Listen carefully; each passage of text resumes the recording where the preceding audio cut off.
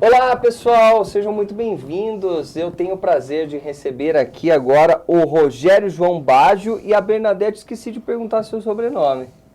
Baggio também. Também Baggio, pode ser? De solteiro é Baumgartner. Mas Baumgartner, Baggio, perfeitamente. Eles estão aqui para falar um pouquinho sobre uma das expedições que eles fizeram, enfim, já fizeram algumas, e para falar sobre esse livro aqui do Rogério João Baggio, que está aqui, Destino Cataratas do Iguaçu. De caiaque, eles já fizeram 900 quilômetros no Rio Iguaçu de caiaque, estão aqui em Canoinhas agora fazendo uma série de palestras para o pessoal das escolas, jovens, adolescentes, enfim, para motivar também o pessoal a entender um pouco mais sobre esse esporte e sobre essa questão da canoagem de aventura, né? Foi esse o termo que vocês utilizaram antes. Primeiro, obrigado pela participação de vocês, pelo tempinho que vocês tiraram pra gente. Nós é que agradecemos o convite, ok?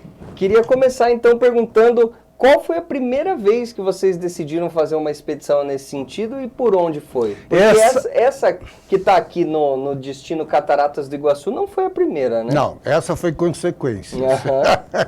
Muito bem,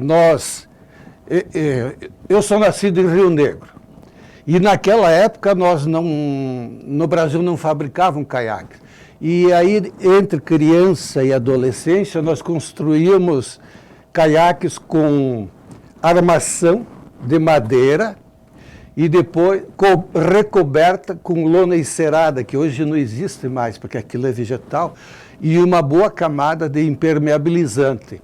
O remo, nós ganhávamos em serrarias e aquela madeira que a primeira tirada assim, né? E nós já pegávamos o que dava para ver que ia dar uma pá de um lado e uma pá do outro. E daí nós íamos escavando, né? E modelando, eram os nossos remos que nós usávamos. Com o tempo, daí tivemos de cuidar da vida. Rio Negro e Mafra não tinham faculdades naquela época. Então, nós éramos os meninos do Campo do Gado, que inclusive eu tenho uma crônica escrita sobre isso. Nós pegávamos o ônibus da empresa Reunidas, tchau. Era ir e não tinha desistência. Nós tínhamos que trabalhar, custear nossos estudos e ter sucesso. E esses meninos do Campo do Gado, que é um bairro de Rio Negro, né? Todos eles foram bem encaminhados. Temos a satisfação de ser um deles. Muito bem. Daí, esses barcos nós deixamos para os nossos amigos e irmãos. Eles usaram até o momento deles pegarem o ônibus da Reunidas e ir para Curitiba. Ótimo. Daí, formado, daí, estuda, é formado e briga pela vida. Faz um curso superior, daí faz outro, casa, vem filho. Uhum. Até que eu terminei, tive 2 carreiras públicas, uma delas quando eu me aposentei, ela se aposentou como professora também. O senhor foi promotor de justiça, certo? Sim, sim. Me aposentei como promotor de justiça, que foi minha segunda carreira jurídica. Uhum. E como eu já tinha feito 2 cirurgias de coluna com implante de titânio, isso aí, eu já não podia correr longas distâncias e nem fazer trekking, que é a caminhada. E a Bernadette me sugeriu o retorno à canoagem de aventura, com o benefício de que hoje nós temos no Brasil fábricas de caiaques, de insumos, de equipamento. E ela aderiu. A Bernadette aderiu. Mas foi ela responsável, então, pelo seu retorno? A Bernadette, ela me estimulou, né? E vem participando desde então, guerreira, né? E nós tivemos oportunidade de viver momentos perigosos, momentos maravilhosos, momentos desconfortáveis, que na hora pareciam difíceis, mas que nós lembramos com saudade, relembrando cada um deles. Com isso, nós, antes de fazer o Iguaçu, nós tínhamos feito o litoral do Paraná, Santa Catarina, de São Paulo, com enfoque principal ali nas baías de Paranaguá, Antonina, Guaraqueçaba, depois Paulo Iguape. Iguape. Então... Do ladinho da minha região. É? Eu sou do ladinho de Iguape, lá. Não do me Vale diga. do Ribeira. Nós É, vamos no então Canaré. sabe que tem aquele canal do Varadouro que ele foi construído na época do Getúlio Vargas para melhorar o contato do Paraná e São Paulo, porque o pessoal precisava de comércio, né? Bem, estivemos no exterior, estivemos no Rio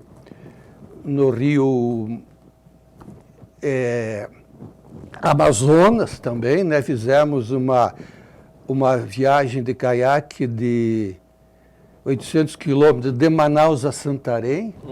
Então, nós, tendo navegado milhares de quilômetros, estava na hora de realizar aquele antigo sonho meu e dos meus amigos de infância.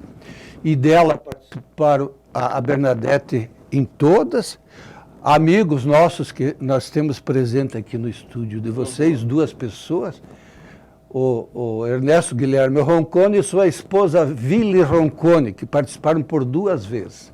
Também encontra-se aqui no estúdio o nosso amigo Diego Gudas, que é capitão do 3º Batalhão, isso não é amigo de vocês aqui. E eu tenho também a minha primeira carreira pública, eu fiz a Academia do Guatupé no Paraná e fui de aspirante a capitão. Quando, então, eu mudei para carreira de promotor, tive a felicidade de passar no concurso. O senhor comentando sobre essa relação que o senhor teve jovem, já de certa forma com a canoagem, o senhor comentando da forma como não era um caiaque comprado, tinha toda uma questão quase manufaturada. Isso, artesanal. Artesanal dos Isso, remos, inclusive. mesmo. Mas eu queria saber da senhora, a senhora também já jovem tinha essa relação com a canoagem ou com o esporte de alguma forma, visto que foi a senhora quem voltou a incentivar ele a praticar de novo esse esporte já depois de tantos anos? Bom, eu, quando jovem, quando eu comecei a ver esses programas de aventura e de canoagem, nossa, eu ficava admiradíssima e pensava comigo, olha, se eu fosse homem eu ia praticar um esporte desse. Mas sabe qual que mais me interessava? Era a canoagem de Águas Brancas. Águas Brancas, sabe quem é? Não sei, era isso que eu ia perguntar. É esporte de ir nas corredeiras, aquele caiaque de hot moldado, sabe? É caiaque radical. E radical, que você entra e você vai correndo, vai desviando as pedras e cachoeira, vai caindo em cachoeira. Então, isso aqui, ele sabe. Quando nós descemos os últimos 100 trechos, 100 quilômetros, né, o último trecho do Rio Iguaçu, quando pegamos umas corredeiras, a emoção vibrou ali, que eu gostei, sabe? A senhora prefere mais esse tipo de percurso? Águas agitadas. E o senhor tem essa preferência também, ou o senhor... Gosto, mas ali nós tínhamos um problema sério. Todos sabiam, autoridades brasileiras ali do ICMBio, né? E da Polícia Florestal, o que hoje é foi a Polícia Ambiental, talvez? Ambiental, né? E tem o equivalente do outro lado, que é da Argentina. Então, eles sabiam que nós estávamos lá, mas não tem trânsito lá, é proibido entrar. E lá, como eu te falei, num dia só, pela água que vem, que são, quando as represas do Iguaçu trabalham muito e liberam muita água, eles aumentam 2 metros, né?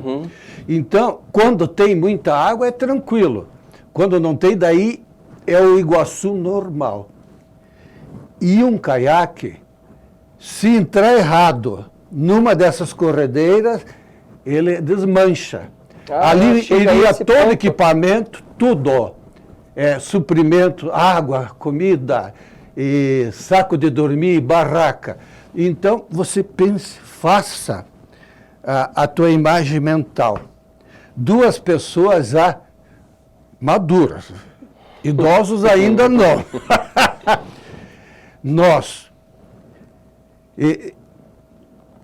vamos entrando todo alegres, e o rio vai encarando uma corredeira dessa, rebentamos nossos caiaques, perdemos tudo. Claro que nós não vamos perder a vida ali, mas ter de sair ou para o lado argentino ou para o lado brasileiro, para começar, são 10 metros de altura e é de floresta. Ali, da água assim, Bem íngreme, bem íngreme, no mínimo 10 metros. Ali tem cipó, tem espinhos, tem de tudo.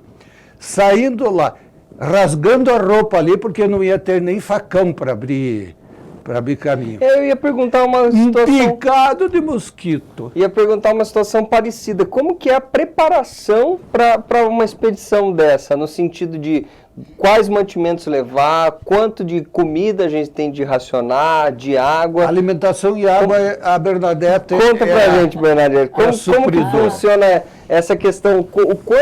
Quanto tempo, eu quero saber quanto tempo durou a expedição, desses 900 quilômetros, mas ao mesmo tempo, quanto tempo anterior, quantos dias antes vocês ficaram se preparando aí e organizando toda essa questão dos suprimentos para que desse tudo certo? Mais ou menos um mês de antecedência. Inclusive, a gente tem que observar muito o clima, como vai estar, muita chuva ou estiagem, e a alimentação era congelada. Eu fazia até feijoada, carne, risotos, congelava e a gente colocava em bolsas herméticas, né? E assim para 3, 4 dias até. Para mais de 4 já não dá. E a água é um complicador, porque a gente tinha que levar muita água, porque não tínhamos como comprar, assim, não tinha botequinho, não tinha venda de água para reabastecer. Para reabastecer, né, na beira do rio. Mas sempre que a gente encontrava uma pousada, né, a gente se abastecia e ali a gente também se livrava de armar acampamento, armar barraca. A gente já aproveitava, jantava na pousada, daí a gente tinha aquele banho, né, banho de rio, daí era banho quentinho, né? É interessante porque a gente talvez imagina que essa expedição, as pessoas podem pensar, eles ficaram todo esse tempo nos caiaques, evidente que não, né? Não, como que era uma rotina diária, assim, para o pessoal entender melhor? Vocês saíam a que horas da manhã, até que horas ficavam no rio e que horas montavam acampamento? Como é que funciona essa logística? Aí, a logística, nós sempre contratávamos um motorista para levar no local de saída, né? A gente, antes, o Rogério verificava todo um trajeto que íamos fazer, quantos quilômetros de rio, no Google Earth ele marcava as distâncias e o tempo que a gente ia precisar. E aí, íamos antes também conhecer o local da saída e o local da chegada, conversar com o pessoal antes, que nós precisaríamos de apoio de uma pessoa, um motorista que levasse a nossa caminhonete do local de partida para o local de chegada. Aí aquela pessoa do local de chegada guardava o carro para nós, nos aguardava, normalmente era uma pousada, né, ou um pesqueiro, coisa assim. E por isso que foi 8 etapas para vencer esses 900 quilômetros. Justamente sobre isso que eu ia perguntar agora, que a gente conversou antes da gente entrar aqui na entrevista, que o trecho não foi feito na totalidade em sequência, né? Foi feito em etapas. Etapas, né? por causa da configuração topográfica do Rio Iguaçu, da dificuldade de ter hidrelétricas que têm áreas de segurança, a questão do abastecimento. Nós precisaremos contratar alguém que ficasse nos esperando e fazendo compra, nos levando para reabastecer, principalmente a água, né? Então, isso seria um complicador. E foi muito bom, por uma questão assim do livro. Porque terminada aquela etapa, pegava as fotos, colocava, né, primeiro eu colocava as fotos em sequência, ia relembrando, etc., alguma coisa anotada, já colocava o itinerário e o plano todo com mapas que tinha feito, com gráficos, e também usando como ferramenta o Google Earth, tá? Que iluminando em vermelho onde seria o trajeto e a distância. Dava uma média de 40, 50 quilômetros por dia, e nós demoraríamos, se tivéssemos o abastecimento, que pudéssemos fazer como nós fizemos de Manaus a Santarém, nós teríamos feito em torno de 21 dias, com pelo menos um dia de descanso. Né? Tudo isso. Mas foi bom, porque encerrávamos, eu escrevia o texto, né, contando o relato, e esse texto era transformado em PDF, convertido em PDF, e lançávamos na internet, principalmente por e-mail. Brasil inteiro, outros países. Então, ficávamos conhecidos em virtude disso. E acabamos conhecendo muita gente de outros países com quem nós acabamos remando, né? Imagino também que esse fato de ter sido em etapas, para além da possibilidade de poder escrever, mas também de absorver o que aconteceu, né? De entender os desafios. Fala um pouquinho pra gente sobre isso, como é que foi na sua percepção. Gostei da sua abordagem, é isso mesmo.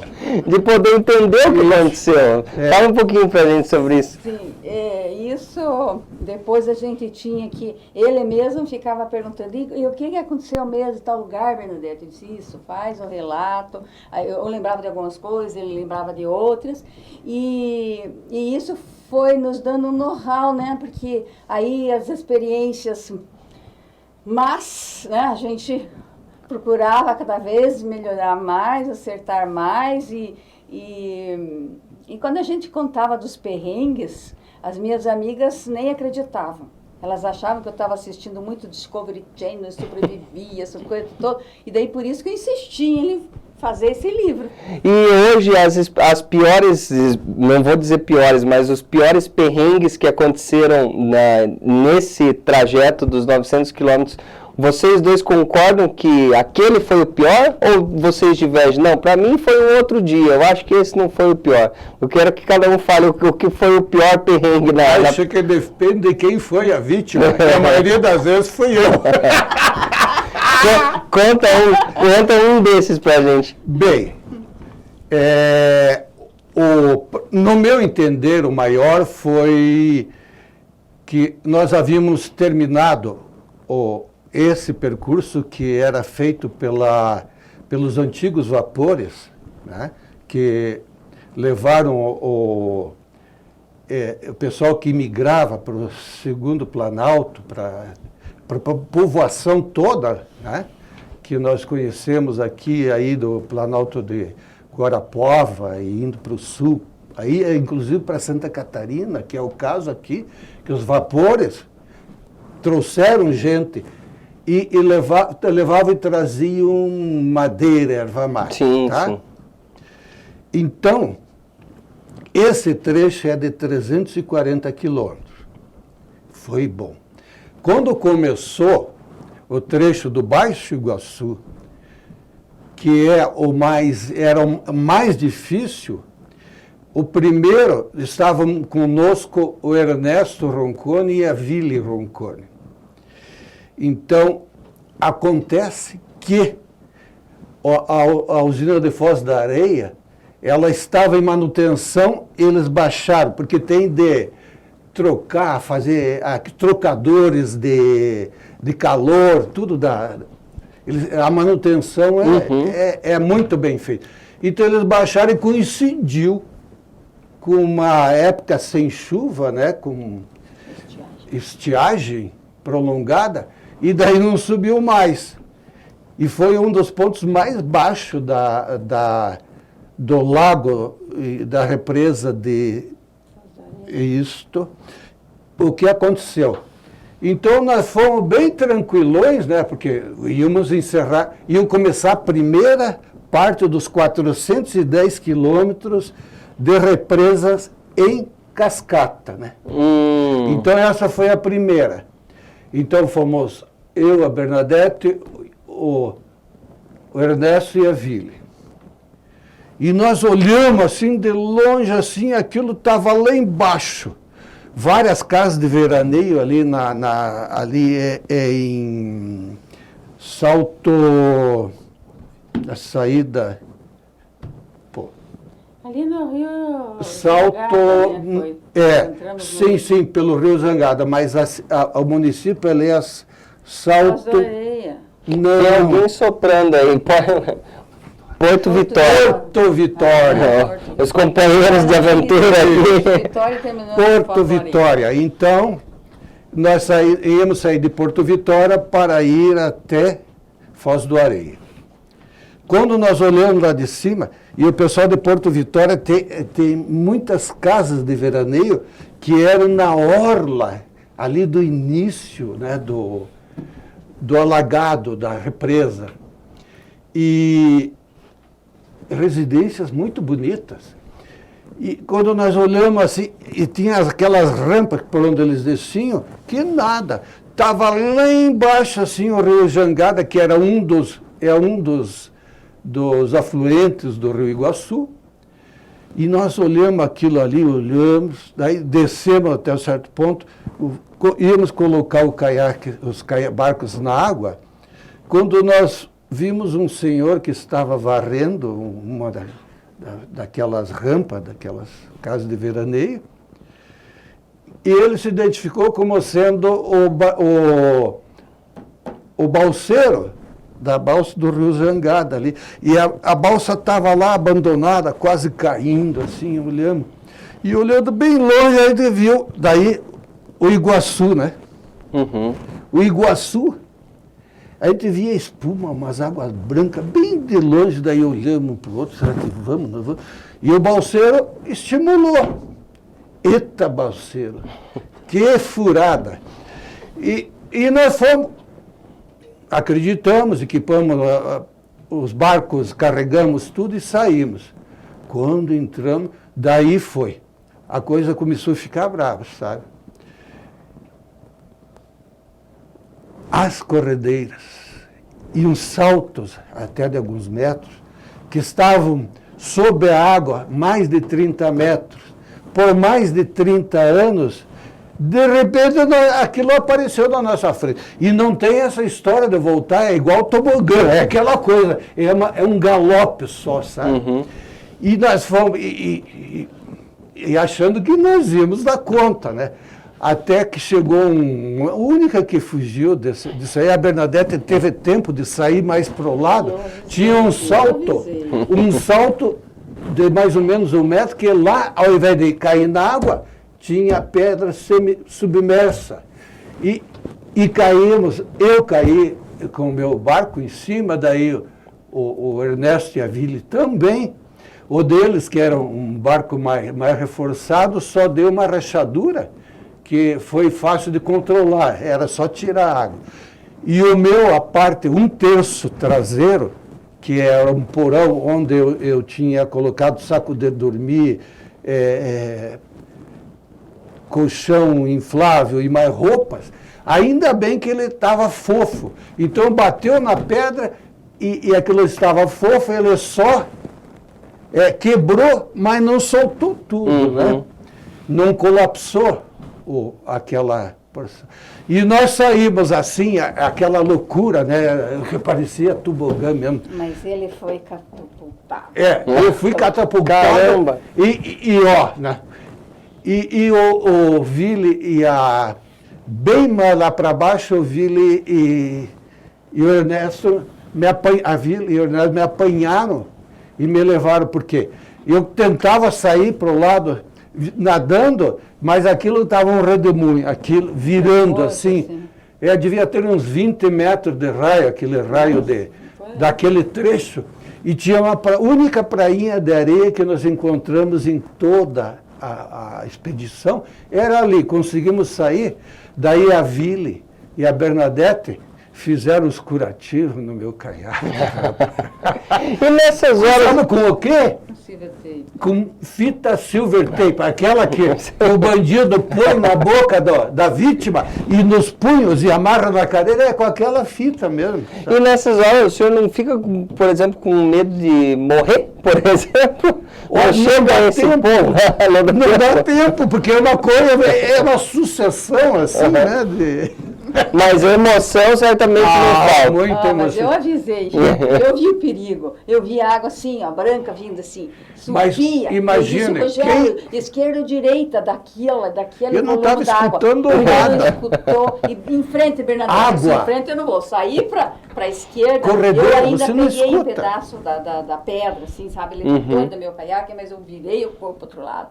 E consegui. Ainda entrou água no caiaque. Eu fui afundando, né? Fui afundando lá no... Eu fui na primeira prainha, que não era prainha, era a sedimentação que tinha, né, ali parado e, nossa, me afundei ali. Eu consegui, com muito esforço, sair dali. Pior que e lama de logo eles mangue. estavam na outra prainha.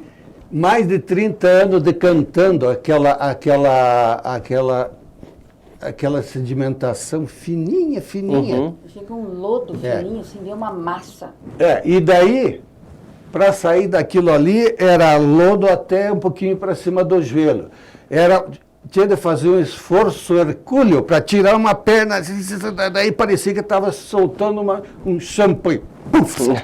Daí a outra perna. Tirava.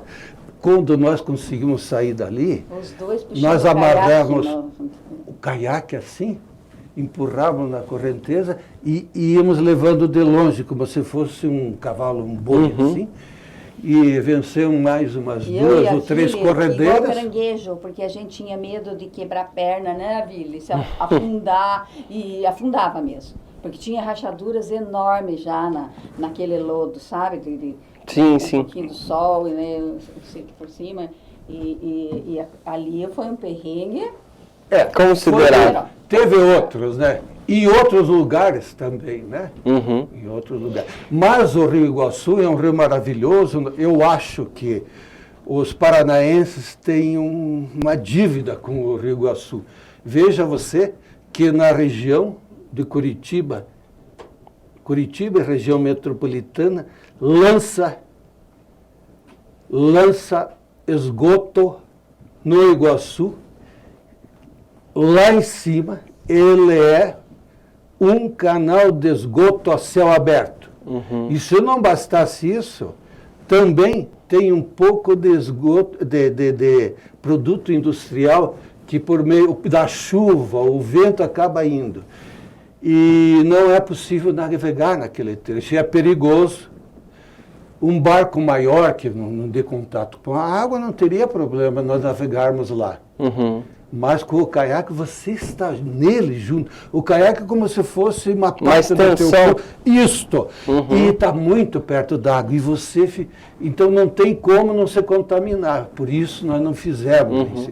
E nós temos uma dívida com o Iguaçu que nos deu tanto e continua dando tanto. Esse resgate dele nessa parte aí de torná-lo, tornar um rio limpo, desse trecho lá. Porque não adianta o paranaense, ele olha lá, vê aquele canalzão de esgoto, né? Muito bonito. E como se fosse coisa do São Mendes. Daí chega em Foz do Iguaçu, aquela maravilha, aquela coisa linda. Eu mesmo Iguaçu lá de cima. Sim. Isso é triste, né? Sim, realmente. Então nós temos essa dívida histórica, nós temos de cuidar, mas eu não sou daqueles que querem cuidar da natureza de uma forma xiita. Não é possível isso. Mas temos de ter pelo menos um pouco de cultura e consciência para corrigir isso. Pessoal, essas e outras histórias estão aqui no livro Destino Cataratas do Iguaçu. E quem quiser ler o livro, como é que faz? Como é que faz para comprar, para adquirir? Tem como? Como é que faz? Tem. Esse livro está à venda na nas livrarias Curitiba, Uhum. em Curitiba, né? E nas filiais dele, inclusive em outras cidades, né, do Brasil. Na loja Alta Montanha, que é uma loja de esportes radicais, né? E na Associação Paranaense do Ministério Público, ali na Mateus Leme, perto do Bosque do Papa, onde tem aquele portal do Papa ali que chama, aquele prédio do lado é nosso, é da nossa associação, e lá está à venda também esse livro. Legal. E nós temos em mãos também, né? Inclusive trouxemos, nós estamos fazendo doações a colégios aqui, né? Que nós fomos convidados, a escolas. Acreditamos que esse livro ele vem somar os meios didáticos e até a cultura da nossa juventude toda. Geografia, né? Geografia toda e história, inclusive. Com certeza. E então, nós temos pessoalmente à venda também alguns exemplares sempre. Eu lamento dizer e reconhecer uma falha pessoal. Eu sou um bom comprador, mas sou péssimo vendedor. É lamentável, mas é verdade. Às vezes acontece, mas só essa conversa certamente gerou bastante interesse no pessoal aí. Sim. Ficaríamos horas, eu, por exemplo, ficaria horas aqui conversando com vocês, mas por conta do tempo reduzido mesmo. De qualquer forma, foi um prazer receber vocês. Espero recebê-los outras vezes. Com certeza, o nosso espaço está sempre aberto. Certo? Sim, nós temos, eu tenho vínculo de amizades aqui e tenho um cidadão que mora aqui, que é meu sobrinho, é o doutor Carlos Gustavo Baggio, que é meu sobrinho, é pediatra aqui. Sim. Show de bola. Pessoal, agradeço muito pela presença de vocês, espero que em breve voltem com novas aventuras para comentar com a gente aí, agradeço de verdade. E nós agradecemos o convite, estamos à disposição de vocês, agradecemos os amigos que nos fizeram esse contato e essa ligação, e estamos gostando muito dessa cidade. Eu antes conhecia assim superficialmente, não tem como você não fazer ter laços com toda essa gente aqui. Né? Visitamos algumas escolas primorosas, muito bem dirigidas e muito bem dotadas de professores de primeira linha. Veja você que hoje nós descobrimos na escola aí uma cantora, cantou hino nacional de uma forma linda. E daí teve até poesia para nós, né, Bernadette? Poesia sobre a água, né? Sobre a água, e nos puseram na água. Que bom, que bom. Pessoal, vocês foram uma presença incrível aqui, agradeço muito e reforço de novo, o espaço está aberto sempre que quiserem. Nós que agradecemos, obrigada. Obrigado. Volto com você, Ednei.